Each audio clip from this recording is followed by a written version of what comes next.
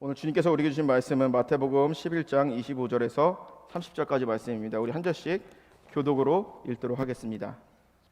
그때 예수께서 대답하여 이르시되 천지의 주제이신 아버지여, 이것을 지혜롭고 슬기 있는 자들에게 숨기시고 어린 아이들에게 나타내심을 감사하나이다. 옳소이다. 이렇게 된 것이 아버지의 뜻이니이다. 내 아버지께서 모든 것을 내게 주셨으니 아버지 외에는 아들을 아는 자가 없고 아들과 또 아들의 소원대로 계시를 받은 자 외에는 아버지를 아는 자가 없느니라.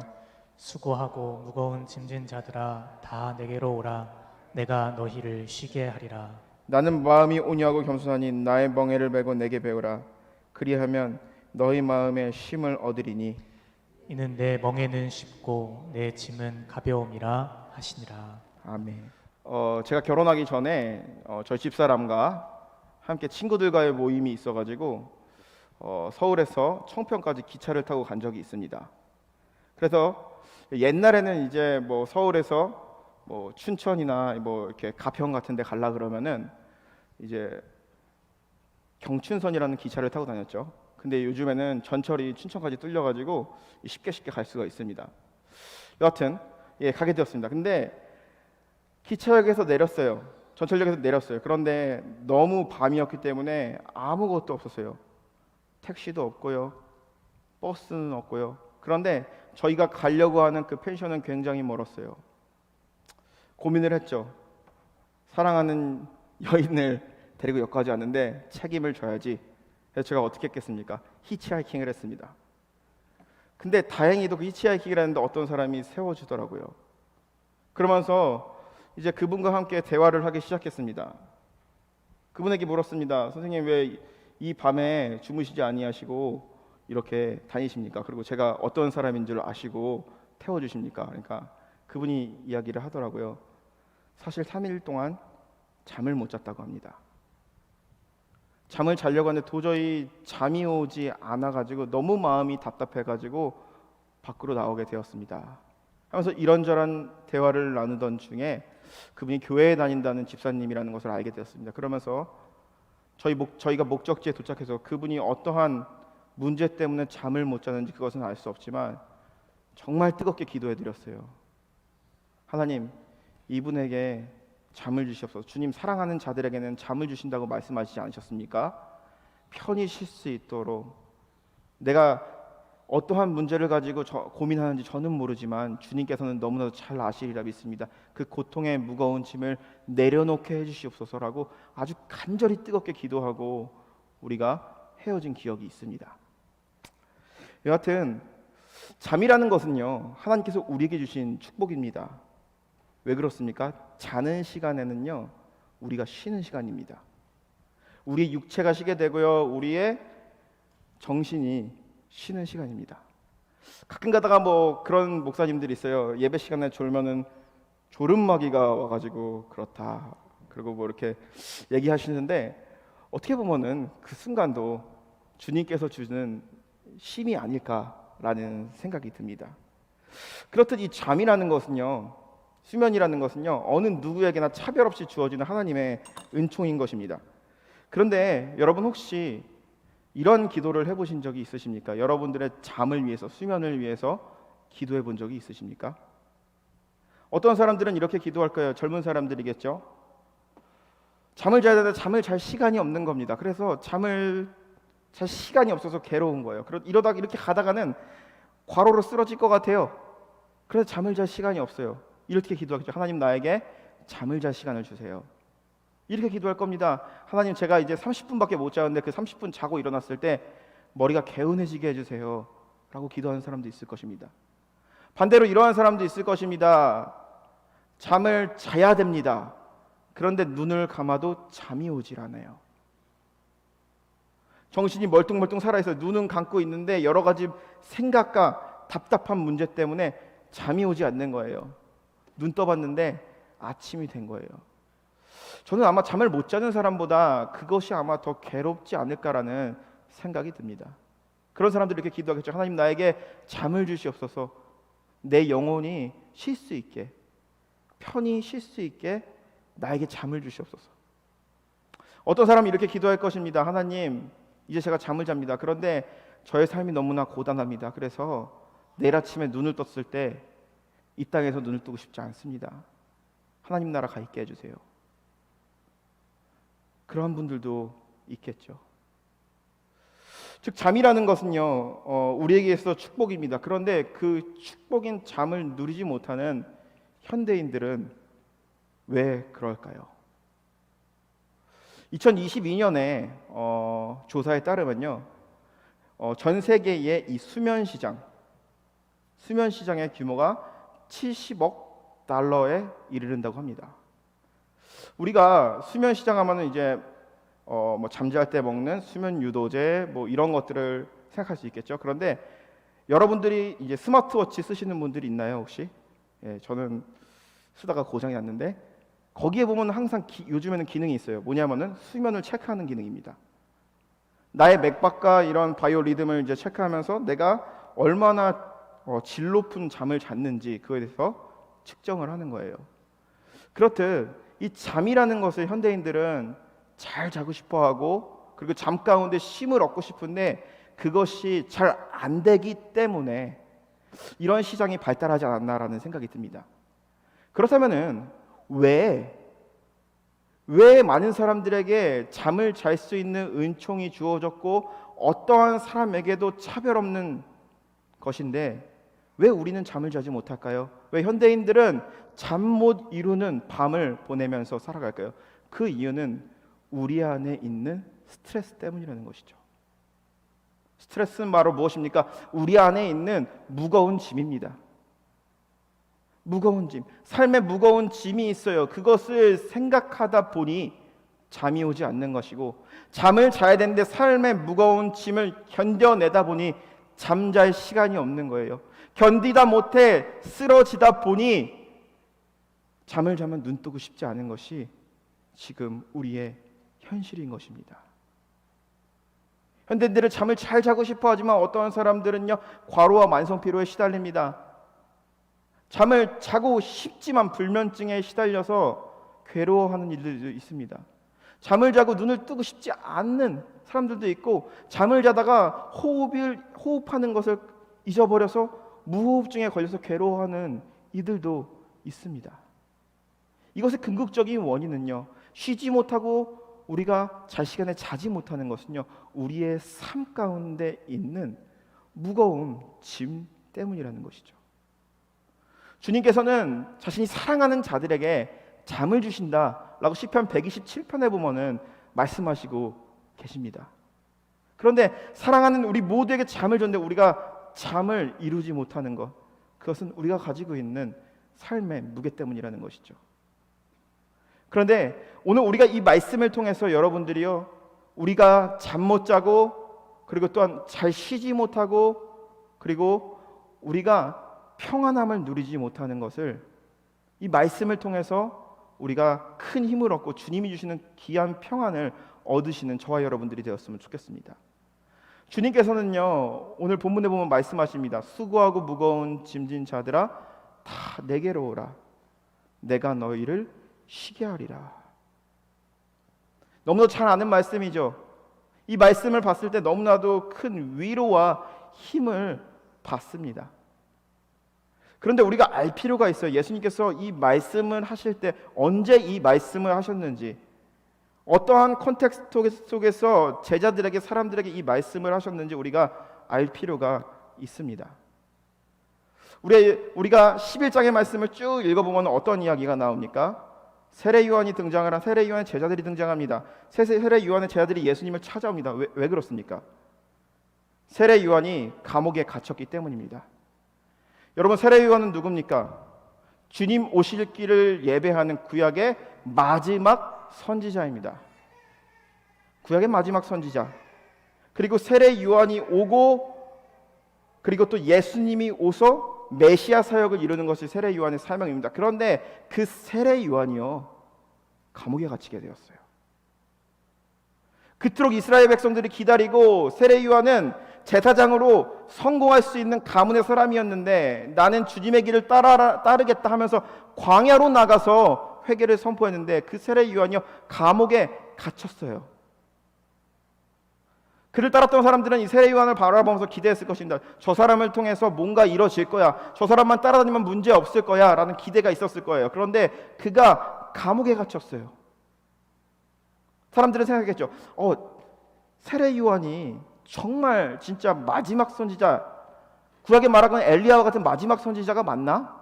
여호와의 크고 두려운 날에 선지자 엘리야를 보낸다고 말라기서에서 말하고 있는데 정말 맞나? 라는 그런 의심이 들었을 것입니다.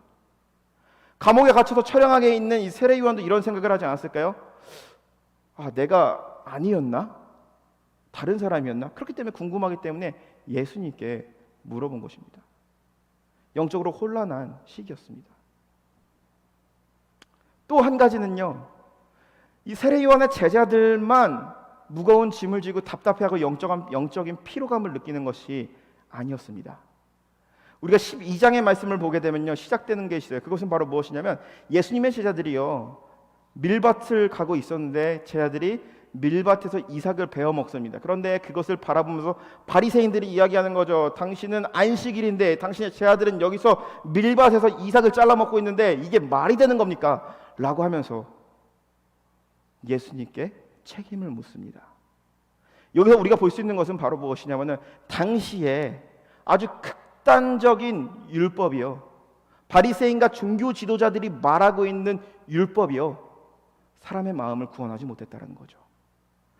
종교적인 잣대로 누군가를 비난하고, 종교적인 잣대로 누군가를 죽이고, 종교적인 잣대로 누군가를 죄인 만드는 것이 당시의 사회였다는 것이죠. 영적으로 너무나도 피로한 사회였어요. 영적으로만 피곤했을까요? 아니요, 육적으로도 피곤했어요. 당신은 로마 식민지였어요.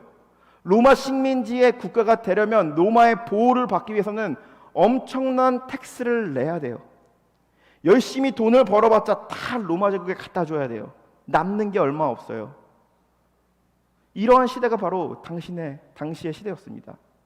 수고하였지만 그 수고한 만큼의 열매를 맺지 못하는 세례 요한과 세례 요한의 제자의 답답한 마음이 있었고요, 하나님의 말씀 율법대로 살아보고자 했지만 더 엄격한 율법적인 잣대를 들이대면서 그것을 따르라고 하는 당시에 유대교가 있었고요, 열심히 일해서 최소한의 돈을 벌었지만 그것을 싹 다 가져가 버리는 종교 지도자들과 로마 제국이 있었습니다. 소망이 보이지 않던 그런 시대였어요. 육적으로 지쳤기 때문에 종교적인 것에 기대려고 하는데 종교적인 것도 평안함을 느끼게 해주지 못하는 그런 시대였습니다.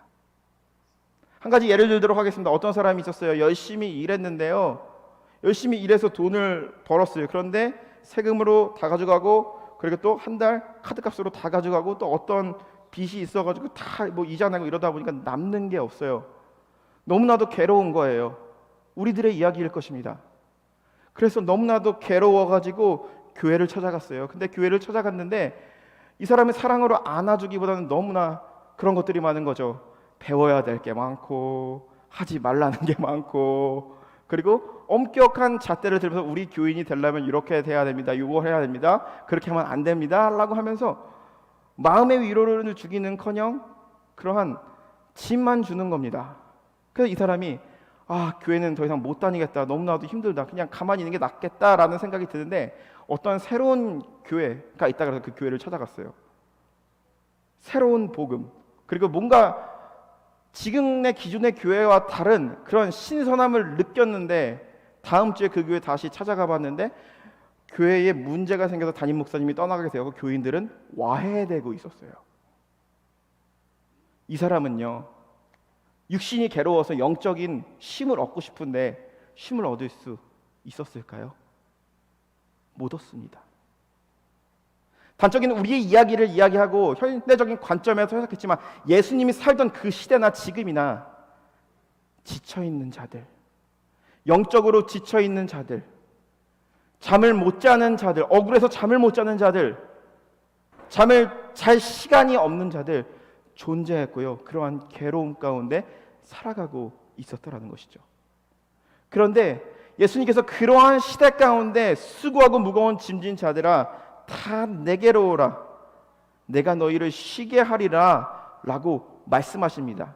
그런데 그 말씀은요, 과거에만 하는 말씀이 아니라 지금 영적으로 지친 여러분, 육적으로 지친 여러분, 피곤함을 가지고 살아가는 우리에게 하시는 말씀입니다.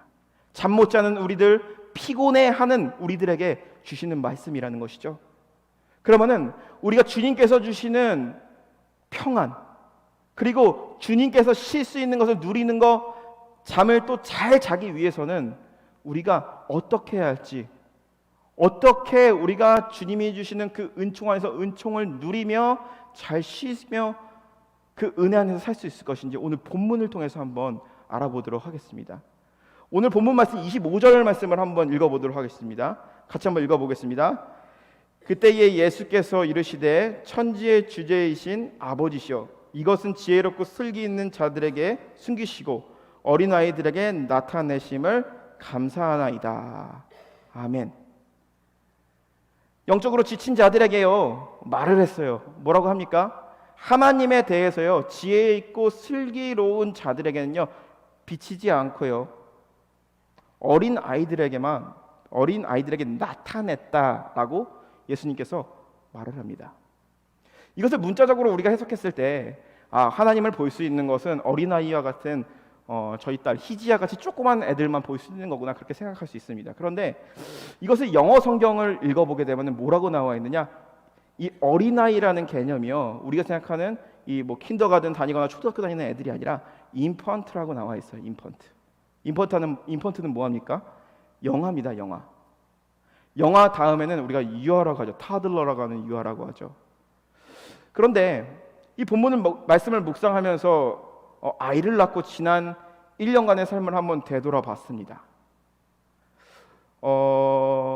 영아 때는 어떻습니까? 아이가 태어났어요. 그런데 어떠한 것도 자기의 힘으로 할 수 있는 것이 아무것도 없죠. 그렇죠? 물도 엄마 아빠가 먹여줘야 되고, 밥도 먹여줘야 되고, 기저귀도 갈아줘야 되고, 그리고 또 자기가 가고 싶은데 가지도 못해요. 그리고 자기의 의사표현은 우는 것밖에 할 수 있는 것이 없어요. 부모를 철저하게 의존해야지만 살아갈 수 있는 것이 바로 영아, 인펀트입니다. 그런데 여러분들도 우리 희지를 같이 키우잖아요. 같이, 믿음 안에서 같이 키워서 아시겠지만 딱 한 살이 되면서 변한 것이 있어요. 그것은 바로 뭡니까? 애가 걷기 시작해요. 그리고 자기 표현을 하기 시작해요. 좋아, 싫어. 그리고 도망가기를 시작해요. 희지야 일로 와, 그러면 도망가고, 이거 옷 입자, 그러면 도망가고, 자기 의사 표현을 하는 거예요. 자기의 뜻대로, 의사 전달이 완전하게 되진 않지만 자기의 뜻대로 다닌다라는 거죠. 그것이 바로 이 영아와 인펀트와 터들러의 차이라는 것이죠. 그런데 주님께서는요, 하나님을 알 수 있는 사람들, 하나님을 보는 사람들, 하나님에 대한 비밀을 아는 사람들은요, 어떤 사람이라고 합니까? 어린아이, 인펀트. 순수해서가 아니라 자기 힘으로 아무것도 할 수 없기 때문에 하나님께 의존할 수밖에 없는 그러한 자들을 말하는 것이죠. 하나님을 그냥 단순히 이것도 의지하고 저것도 의지하는 것이 아니라 하나님을 전적으로 의지하는 사람들만이 주님께서 주시는 쉼을 누릴 수 있다라는 것이죠. 쟤는 이제 인펀트가 아닙니다. 죄송합니다. 그런 사람들만이 주님께서 주는 쉼을 얻을 수 있다라는 것이죠. 하나님께서 우리에게 쉼을 주셨고 잠을 주셨고 쉼을 얻는다고 말했어요. 예수님께로 나아오는 자들에게는 쉼을 주신다라고 얘기했어요. 그런데 그거의 전제적인 조건은 바로 무엇입니까? 마치 인펀트, 영아처럼 하나님을 의존하며 살아갈 수밖에 없는, 하나님의 뜻을 구하며 나아가는 인생들 가운데 하나님께서는 역사하신다라는 거죠. 우리가 아브라함을 봅니다. 하나님께서 아브라함에게 독자 이삭을 바치라고 이야기하였습니다. 그런데 아브라함이 모리아 땅의 한 산으로 갈 때 그냥 혼자 갔습니까? 아니죠.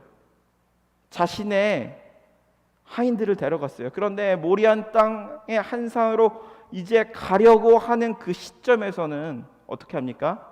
자신의 하인들에게 있으라고 이삭과 아브라함만 가게 됩니다. 저는 이 말씀을 통해서 느낄 수 있는 것은 바로 무엇이냐면은 아브라함이 드디어 결단을 하였구나. 내가 만약에 저 사람들 앞에서 이삭을 죽이려고 해서 저 사람들이 나를 혹여나 말려주지 않을까? 나를 말려가지고 우리 이삭을 살릴 수 있지 않을까라는 그런 기대감이 아브라함에게도 있었을 거예요. 그런데 하나님의 말씀에 순종하기 위해서, 하나님의 말씀에 의존하며 살아가기 위해서 자신에게 있던 안전장치를 제거한 것입니다. 그렇게 순종하며 나아갈 때에 하나님께서는요, 아브라함을 축복하셨고 아브라함의 믿음을 보시고 역사하셨다라는 거죠. 사랑하는 성도 여러분, 참된 평안과 쉼과 그리고 또한 주님의 나타나심을 우리의 삶 가운데 경험하고 싶다면 철저하게 주님께 의존된, 주님께 의지하는 어린아이와 같이 주님의 능력과 주님의 도우심을 구하며 나아가시는 저와 여러분들이 되시기를 주님의 이름으로 간절히 축원합니다.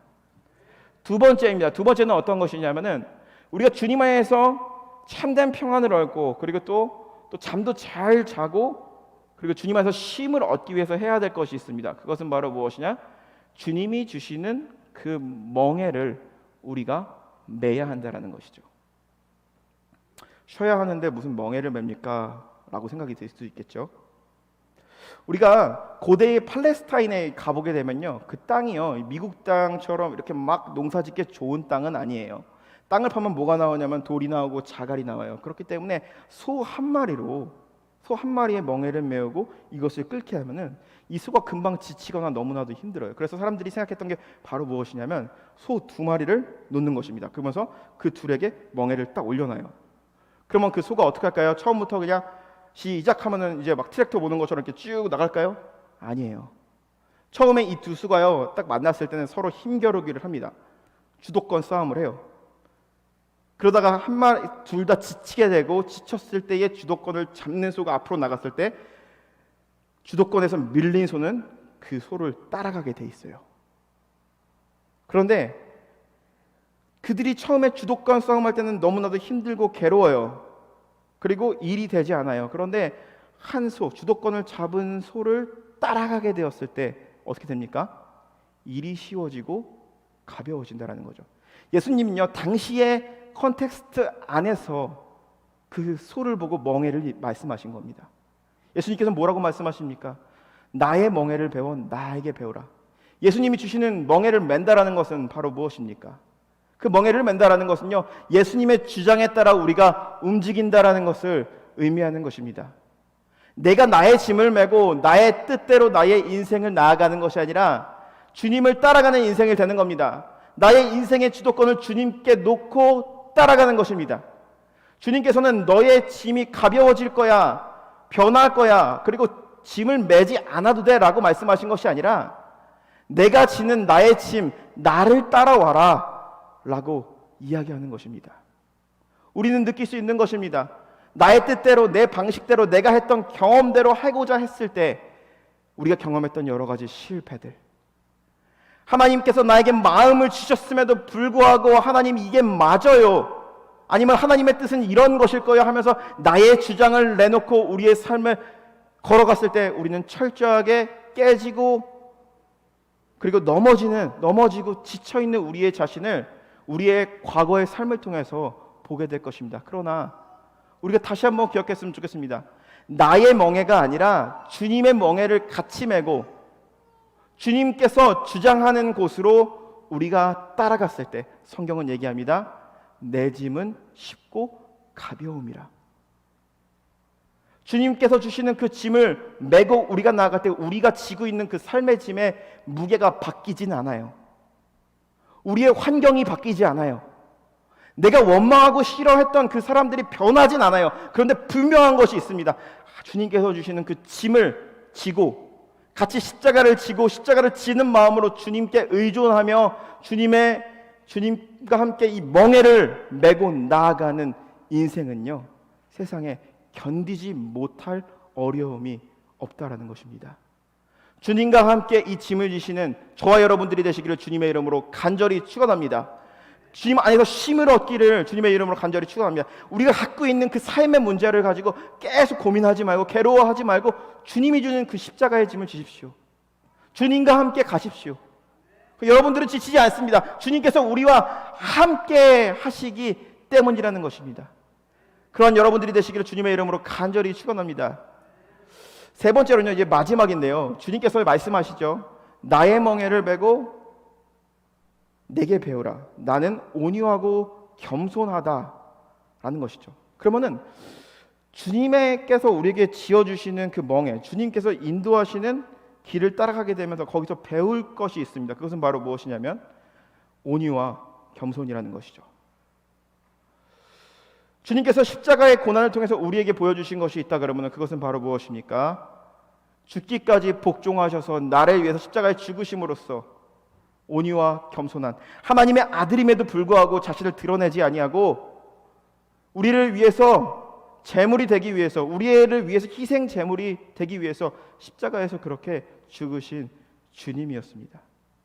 그런데 그 주님의 십자가를 지고 따라가는 인생 가운데는 주님이 우리에게 주시는 것이 있습니다. 그것은 바로 무엇입니까? 온유함과 겸손함. 어떠한 순간에서 주님을 따르는 그러한 온유함, 성내지 아니하고 화내지 아니하고 주님의 성품을 닮아감, 그리고 또 어떤 겁니까? 어떠한 순간에도 내가 아무리 잘됐다 할지라도 나를 드러내지 아니하고 하나님께 영광을 드리는 온유함입니다. 그것이 바로 주님의 멍에를 맸을 때 주어지는 것이죠. 아까 좀 전에 제가 소의 이야기를 했습니다. 소의 이야기를 할 때 이 소가 주도권 싸움을 합니다. 그러니까 한 명, 두 명이 다 지치고 한 명이 주도권을 잡아야지 가는 것이죠. 그런데 우리의 삶 가운데도 주님이 주시는 멍에를 메고 싶지만 그 멍에를 막상 메었을 때에 하나님과 씨름하는 경우가 있죠. 나의 과거에 있는 죄성과 나를 버리지 못했기 때문이죠. 출애굽기 32장에 보게 되면 야곱이라는 사람이 나옵니다. 야곱은 어떤 사람이었습니까? 야곱은 형의 장자권을 팥죽 한 그릇에 팔고 도망간 사람입니다.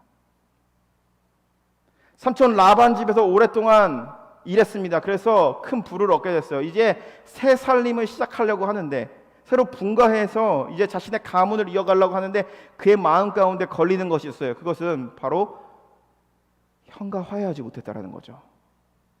그것이 그를 괴롭혔을 거예요. 형의 얼굴을 떠올리면 악마의 얼굴 같은 악마의 얼굴이 생각이 나고, 만약에 형을 만났을 때에 형이 나를 죽일지도 모른다는 그러한 불안감에 시달리는 야곱이었습니다. 그런데 결단을 합니다. 내가 새 출발을 하기 전에 반드시 형과 화해를 해야겠다.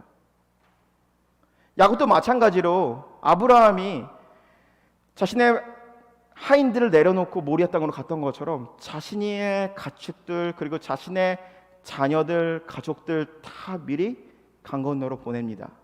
그러면서 야복강가에서 씨름을 하기 시작합니다. 하나님의 사자와 계속 끊임없이 씨름을 하기 시작합니다. 하나님께서 나에게 축복해 주시기 전에는 내가 결코 이 자리를 떠나지 않겠습니다. 씨름합니다. 결국엔 그의 환도뼈가 부러지게 됩니다. 그러면서 그것을 통해서 그에게 주어지는 이름이 있습니다. 야곱이라는 속이는 자가 아니라 이스라엘이라는, 하나님을 본 사람, the man who saw God, 하나님을 본 사람이라는 이름의 뜻을 가진 이스라엘이라는 이름을 가지게 된 것이죠. 그의 이름이 바뀌었을 때 변하기 시작합니다. 속이는 자였고 형의 것을 빼앗아 도망가며 형을 원망하며 자신의 자기중심적인 인생을 살았어요. 그런데 형을 만났을 때 그가 형에게 용서를 빌게 되고 형과 화해하게 됩니다. 출애굽기 32장 이전의 야곱의 삶은 정말 비열한 삶입니다. 형의 재산을 빼앗기 위해서 노력하는 야곱이었고요. 자기의 뜻대로 자기가 원하는 것을 얻기 위해서는 모든 어떠한 짓이든지 감당하는 그런 야곱이었어요. 그런데 야곱의 인생이 어떻게 바뀝니까? 하나님을 만나게 되었을 때, 하나님을 보았을 때, 자신의 삶을 하나님께 의존하였을 때 그의 삶이 온유하게 바뀌기 시작해요. 겸손하게 바뀌기 시작해요. 내가 아니라, 나의 영광이 아니라 하나님의 영광을 위해서 살아가는 야곱이었다라는 것이죠. 야곱이 위대한 것은, 야곱이 정말 훌륭한 사람으로 존경받는 것은 출애굽기 32장 이전에는 아닙니다. 32장 이후에 하나님을 만나고 나서부터 야곱이 변하게 된 것이죠. 우리가 주님이 주시는 그 십자가를 진다라는 것은요, 우리 안에 끊임없는 결단이 필요할 것입니다. 마치 두 소가 기싸움을 하는 것처럼 우리가 하나님께서 우리에게 주시는 그 짐을 지고 싶지만 내 안에 있는 죄성 가운데 끊임없이 갈등할 것입니다. 로마서 7장에 보면 사도 바울이 얘기하죠. 내 속에 있는 생명의 성령의 법과 죄와 사망의 법 가운데 매일매일 갈등을 하는데 그 갈등 가운데 무너지는 자신을 발견하게 되고 오라 나는 공고한 사람이로다 라고 이야기합니다. 하지만 사도 바울은 얘기합니다. 내가 그리스도의 은혜로 감사한다라고 얘기해요. 그것은 바로 무엇입니까?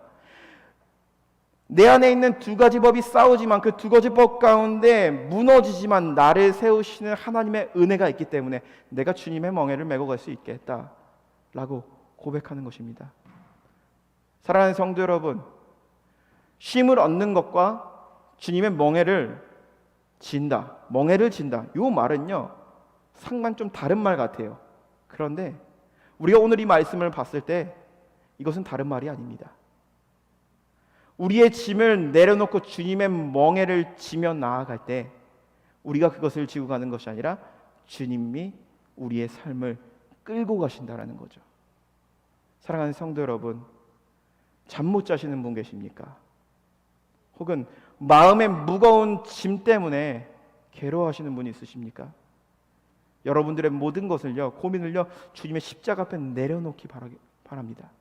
그리고 주님이 주시는 그 멍에를 메고 하나님의 인도하심, 성령의 인도하심을 따라 나아갈 때에 주님께서 주시는 귀한 쉼과 잠과 평안을 누리시는 귀한 한 주간 되시기를 주님의 이름으로 간절히 축원합니다. 기도하겠습니다.